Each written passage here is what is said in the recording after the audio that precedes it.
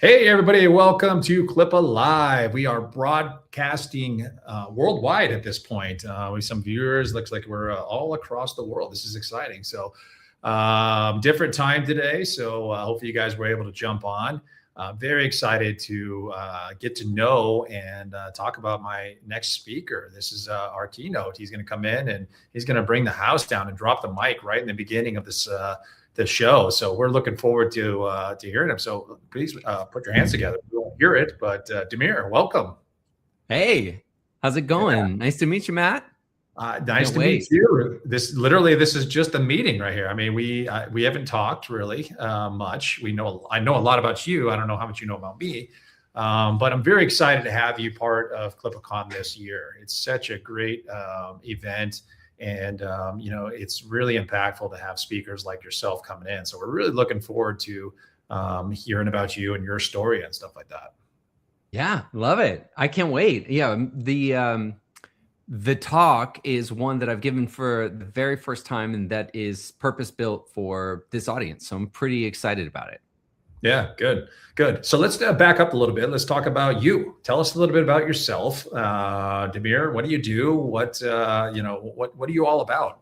Yeah. So my wife Carrie and I created this company, gosh, about 11 years ago. So the genesis of doing this work, because you can't really go to college and get a degree and become a productivity coach. So it's sort of something I fell backwards into. If you'll indulge me, I'll back way up and say, please.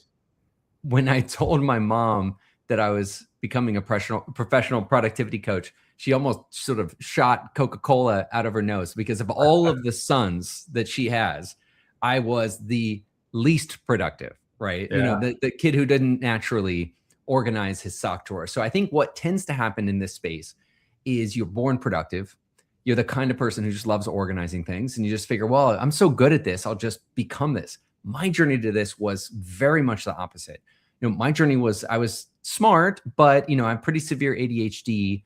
I did well in school, barely got out by the sort of skin of my teeth. And I'm just generally the kind of person who takes about 80 hours to get 40 hours of work done. I don't know if you know that kind of person. Like I can get there, but I had to overinvest work and effort.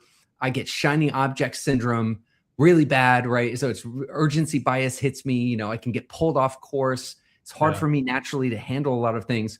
So I went into about the worst industry that I possibly could. Went into finance in New York City, high pressure, high distraction, high intensity, and just sort of, I think as we do often in our 20s, had this idea of, I'm going to show everybody. They say I can't do it. Watch me. I'll do it. And I did it, sure enough, right? So I did go into finance and I was successful and was going on Fox Business News, and you can see some of my old interviews on YouTube. It's sort of a trip. But the cost of that was unbearable. For me to do that, I was putting in 80, 90, 100-hour weeks. And it's a hard job, but it's not that hard. I was making it harder because I was sort of, allergic to being organized and getting productive. I just had this way that I felt like I needed to do stuff. Well, I'll fast forward the story and say, this arrived where most people's story arrives who try to do that. My body just gave out on me. So I collapsed at work, was rushed to the hospital, and got diagnosed with something called salaryman sudden death syndrome. It's not something we have a lot in the United States. It's very common in Asia, where you effectively work yourself to death. So as you can imagine, my doctors were like, hey, the solution is you need to stop working 80 hours, 90 hours a week and start working 40 hours a week. Now, for somebody who's taking 80 hours to get 40 hours of work done, say, hey, the solution is you just got to cut your work in half, effectively sounds like telling somebody the NBA, hey, you can keep playing in the NBA. You just have to do it with one hand tied behind your back. And I can feel so much sympathy, because when people come to me now as a productivity coach and they're working 80, 90 hours a week, and I'm saying, we're going to get you down to 40. It's almost like I'm saying, we're going to jump on Santa's sleigh and give away gifts with the elves. It feels like, how on earth, right? And so this was the beginning of my journey, because really within one weekend, I went from 80 hours to 40 hours. I went on to cut that down to 20 hours a week, and ultimately went down to 2 hours a week through a combination of outsourcing and, just being really clever about my work. And so for me, I had a sort of midlife religious conversion to this idea of getting organized and getting productive and how transformative it can be in your life. So, you probably met those people who have a recent conversion to a religion and their eyes are just on fire and they just they can't wait to tell you about it. That's sort of me. I wasn't born this way. I was converted later in life to this idea of let's get productive and organized so we can get our life back. So that's sort of my origin story. I love that converted. I love that. And you, your description of yourself working the 80, only getting 40, that type of stuff. You could basically say to the audience, is anybody like that? And you would have 98% of the people raising their hand. If they were true. Yeah, exactly. If they were true, I'll raise my hand to that one. Amen. But that's a lot of people can relate to that. And I love that. I love your story. There's a lot of people that can relate to it. And then you're going to go into how can we fix that? So that's even better right there. So the 80 hours going to 40, hey, I'm going to show you how to work 40. Are you still getting that 80 hours done in that 40? That's the whole concept, right? Yeah. So my wife and I, we track our hours because this is sort of our brand. My wife works less than 25 hours a week. I work less than 40 hours a week. We've been doing that for 10 years. So the entire mission of our company, Life Hack Method, is we're here to show people how to get organized and productive so they can live happier than a billionaire. Mm-hmm. What I mean by happier than a billionaire is I actually have had the good fortune of working with a couple billionaires on the productivity. I promise you wouldn't want to change spots with them. They're not happier than you. The happiest people I know that I've worked with are people who are making 7 figures and working under 30 hours a week. Yeah. Those are the happiest people in the world, promise you. Right. Yeah. They have found the sweet spot where they're not so big that they have concerns that are drowning them, but they're not so small that they're chasing the next dollar. And so for what we do at Life Hack Tribe and the Life Hack Method is we're really out there just trying to show people, how do we get you to a level, to that sweet spot? Because I think actually this funny thing is when we get people to 30 hours, I say, do you want to go further? Do you want to go to 20? Do you want to go 10? And truthfully, between 20 and 30, people are like, no, I'm good at working on meaningful work. I love what I do. It's challenging. Yeah. I'm making good compensation for the work that I'm getting, but no, I don't want to go to 5. I don't want to go to 10. I'm happy here. What I'd rather do is grow. Yeah. Rather than cut my hours back down, I would like to grow. And so Life Hack Method and what we're all about, the mission we're on in the world, is to get people to that sweet spot in their life where they're challenged by their work. They love what they do. They love who they work with, but they've got it down to a level of hours where they can make it manageable and really, coach their kids' baseball team. And go and take those vacations without feeling like, oh no, I can't take vacation. I could go a week, but I couldn't go 2 weeks. That's just too long. Mm-hmm. Yeah. And I read a little bit of your bio that you sent over. I appreciate that. Got to read through that. And what I did really stuck out to me is you're going to have some worksheets. You're going to have some stuff that they can actually take home with them. Is that correct? Yeah, absolutely. So, what we're going to talk about, and tell me if I'm jumping the gun here, but we don't want to give away the farm here. We want to make sure that we want to make sure there's still content left for the actual. You don't need to see it anymore. Don't even bother coming because we already just told you everything. So no, I don't think we're close to that. But yeah. With a keynote is going to be something where we're going to want to get people really pumped up about the possibility of change in their life. But also because I'm a coach, I can't leave people without something that's practical, where they can take it away and they can put it to work.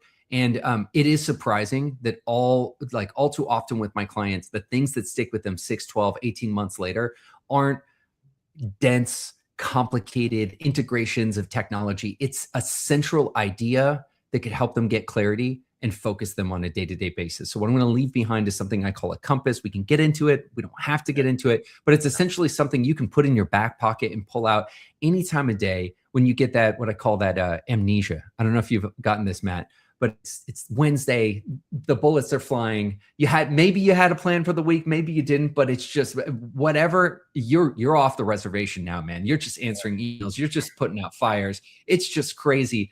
This is the kind of thing you can pull out that'll bring you back to a centrality of this is what's important. Here's what really moves me forward. Here's what I need to do next so I can take right action and get the best possible outcome. I think you just described my Wednesday. and my Thursday and my Friday and my Monday, everything above. So I love it. This is great. This is awesome. So let's talk about a life hack. Is there one thing that you can like share with us, again, without giving away the farm? Is there something you could share, like, hey, just focus on this and this is going to chip away, focus on this? Is what's like the top thing that someone today could walk away and be like, you know what, I'm going to try that a little bit and geez, wow, that really, okay, this worked. Is there anything like that? Let me give you something that'll be complementary to the talk, but won't be the talk, so that there'll be something you still want to come to for the talk. So over my shoulder here, we wrote a Wall Street Journal bestselling book called Winning the Week. I'll set this up in a funny way. If you're a doctor and you go to a party, people are going to pull up their shirt and say, hey, can you look at this rash? It's just an occupational hazard, right? If you go to a party, people are going to talk to you about it, right? As a productivity coach, I get a similar thing where people say, oh, I'm a productivity coach. What do you do? Oh, I help people get organized and productive so they can live happier than a billionaire. I'll tell you what, I've never gone to a party and not had people lean in and just go, yeah, really? Wait, what? Wait, okay, I need that. Or I know somebody who needs that. And one time I had a sort of a jerk at a party sort of pose it to me in a very interesting way. They said, all right, well, you're a productivity coach. Tell me something right now in 2 minutes that's going to change my life. And I thought, well, that's sort of weird to say it like that. But I also took it as an interesting challenge, and it really stuck with me. If, as a coach and a consultant, I only had a couple minutes of somebody's time to give them one piece of advice, and I would never be able to coach with them again, what would I tell them? And that stuck with me almost for months and months and months. And what's funny is, and this is coming from having worked with hundreds of thousands of people directly, all different industries, the number one thing that we're leaving on the table is sort of a forehead slappingly obvious thing, which is we're not planning our week, right? I'll give you a stat to back this up. We did a survey of 5,000 professionals managing between 5 and 50 employees. So this is 5,000 people who are high performing, put in positions of responsibility. And we asked them, what's the most important thing you need to do to win your week? 94% of them, this is not going to be, it is not going to be, crazy. 94% of them said, you need to plan your week ahead of time to win your week. Okay. Every single person on the Facebook Live right now is like saying that's the most obvious thing I've ever heard. But check this out. We followed up with that 5,000 people, those 94% that said planning was the most important thing. We said, have you planned for the last 4 weeks in a row? What we are trying to find is what percentage of people who say that planning is the most important thing are actually making it a regular habit, like brushing their teeth. Yeah. Would you like to, Matt, just take a real quick guess at what that percentage was? Oh, I'm going to say it's low. I'm going to say 15%. 15%. Yeah. Well, I'm usually getting like 15, 20, 10, maybe as low as 5. It did not even break or round up to 1%. Oh my goodness. It was 0.05% of people who say that planning is the most important thing actually do it. So we have this gap. The thing about planning is not that it's, something we aren't aware of. It's sort of like diet and exercise. We've all been given the keys to the kingdom when it comes to getting fit, right? So the problem is not that we don't know how to get fit with our productivity. The problem is that we're not doing it and not making it a habit. So we wrote this book, Winning the Week. And so when you ask me, hey, Demir, give me a little teaser, give me a little, appetizer, give me something I can tell people right now, the smallest thing you can do that will have the highest disproportionate impact to you having solid weeks is to put a keystone habit in place that, just like brushing your teeth, you plan your week every single week. Now, I just want to address a concern that people have. People will say, yes, but my week never goes the way that I plan. Right? That's like the first thought that comes. Well, what's the point of planning? It's too chaotic. I can never execute on that same plan. Things are crazy. Studies also show that people who plan are more resilient and get more done even when the plan is changed on them. So the act of planning itself is not about controlling the outcome next week and saying it's going to go exactly this way.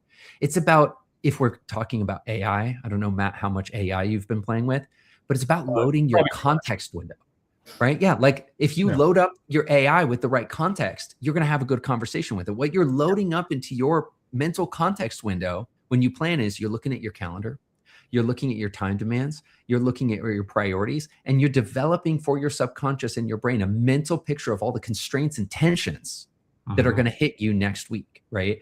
No wonder then that even if the plan doesn't go exactly the way that you wanted it, you're still more resilient. Why? Because the factors and tensions are loaded into your brain. So when things go wrong, you're able to pivot, you're able to flip it faster, and you're more resilient. You're a little bit less crushed, and you're more resilient to getting pulled in. And now I'm going to cleverly try to tie in the keynote here. Yeah. There's this concept of getting pulled into the current. Have you felt this in your own week where you maybe had an intention to get something done? Monday comes, you get sucked into one crisis after another, one email after another, new meetings pop up on your calendar. And all of a sudden you look up on Wednesday and you're pulled into the current. You're pulled out by the riptide, right? And you have this feeling of loss of control. And those are the kinds of days where we can, really be exhausted at the end of a Wednesday, come home and yet somehow feel like crap. Because despite working long hours, despite really giving it your all, you just get this sense that you are not moving the ball forward, that you're not getting to leverage things done. That's what I talk about. So in the title of the keynote, Step Out of the Current, that's the current that I'm talking about, that current that just sucks you out to sea and drops you in a place that you do not want to be, far from land. Yeah. No, I love that. That's great. I'm looking forward to that. And I'm sorry to be the jerk that asked that question at the party, because that's who I was. I asked the question. No, I'm ready for it. I wasn't as abrupt as him. No, you were great. You're great. No, I love it. I mean, by the way, I have to thank that jerk for inspiring me to write a Wall Street Journal bestseller. Thank you very much, whoever you are out there. Yeah, really. Yeah, they're out there. So I love it. There's so much content here. I don't know how you're going to squeeze it into, the small little time frame, but really looking forward to it, because I think everybody you're going to be standing in front of, I think has the same issues. And I'm sitting here like rattling my brain, man, geez, I need this and this. And then you are the current. You just described that like perfectly. I just got pulled out into the riptide and I'm swishing around in the current and stuff like that, keeping my head above water is what I'm trying to do as a business owner. And you planning out the week, that's the first thing I'm going to start doing, is looking at my Sundays. What does my week look like? And it's never, you find me one person that says, hey, I planned my week out and it went exactly how I said it would. I guarantee it doesn't exist. That's not possible. I planned this trip out and everything went exactly how it's just not possible. It's not feasible. But anyway, we roll with the punches is what we do. Really looking forward to it. I watched your talk. You were on KTLA. I watched that one. That was pretty cool. I think it was KTLA, wasn't it? Yeah, I think I did KTLA. Yeah. Yeah. So I watched that one. Really neat. You've got Wall Street under your belt. You worked at Wall Street, right? With the Bulls. Yep. You've started your new business. How long have you been doing this business? Yeah. So I've been doing Life Hack over 11 years now. But before that, I worked at the highest level of government, policy advisor to the governor of Hawaii, worked at the highest level in Wall Street, and then started a tech company and worked in tech. So I've gotten a chance to really operate at a high level in very different types of industries. But then, of course, the gift of the coaching I'm doing is that people invite me into their life. If I'm coaching with you, Matt, you've got your professional image that you're keeping up. But when I coach with somebody, they tell me the real. They let me into the mess. They let me into the chaos and the craziness. It's like all of this for people working too much. Yeah. It's like, and what's such a blessing about that is they don't hide things from me. I get to see the real constraints, the real problems. And so I get to pull from that. So now I've had coaches in legal, I've had coaches in small business, mid-sized business, coaches with bricks and mortars, coaches with, or I've just been doing coaching with all these different types of people. And what's great is seeing that, they all have their own specific little needs and differences, but really, ultimately, it comes back to this challenge of how do we, I love the analogy of getting pulled out by the riptide. When you're getting pulled out by the riptide, you need to take contrary action, right? Your brain is telling you, try to swim towards shore. But what you really need to do is swim parallel to shore, right? You need to take some contrary action. And that's the kind of excitement that I get when I'm talking to people who are feeling this feeling is like, what's the right kind of contrary action? Not that's going to make life perfect. There's no going to, like I said, we're not going to land you in a place where you say this plan is going to happen exactly this way and it's going to happen. But my clients don't want that. What they want is just the sense of, I'm willing to get beat up a little bit. I'm willing to get pulled under a little bit. I'm willing to get dirty a little bit. I just want to see that week after week, I'm moving further towards my goals and I'm moving the ball in the right direction. People aren't asking for perfection, but they are asking for directionality. Like, I want to move in the right direction. Yeah. Well, hopefully you got a life hack for people taking this and implementing it, because a lot of people will take the data. Oh man, this is cool, this worksheet. And then that worksheet stays in their hotel room or never makes it back home. And they don't implement the actions they learn at trade shows and conferences and things like that. So hopefully there's some sort of life hack of like, don't let this go wayside. Make sure you implement this, this, and this. I'm sure you got something in there. Yeah. We're going to have you, like I said, create a compass, I'm gonna touch a little bit into the content, but I'm not gonna try to give away too much. But effectively, there's something called radical clarity, right? Radical clarity isn't good enough clarity. If I told if I grabbed anybody on the live right now and I said, "Are you clear about what you need to do to next week?" They'd say, "Yeah," and they'd be totally right for the wrong reason. They have okay clarity. Yeah, I sort of know what I need to get done. Radical clarity is when I could call you up on the phone at any day, any week, any hour, any quarter, and I could ask you, Matt, tell me what the most leveraged thing to do this quarter, this month, this week, and today is. And what is your next right action? That, my friends, is radical clarity. It's impossible to achieve because the human brain doesn't work like that. It's hard, it's impossible to hold in your brain at the same time. What's my most important thing for the quarter? What's my most important thing this week, today, next? And so God bless that we can have pieces of paper and we can write this down. We write this down and we can say, okay, where is that thing? Where's my compass? And I call it a compass because it's like when you're lost, you can pull out your compass and be like, oh, okay.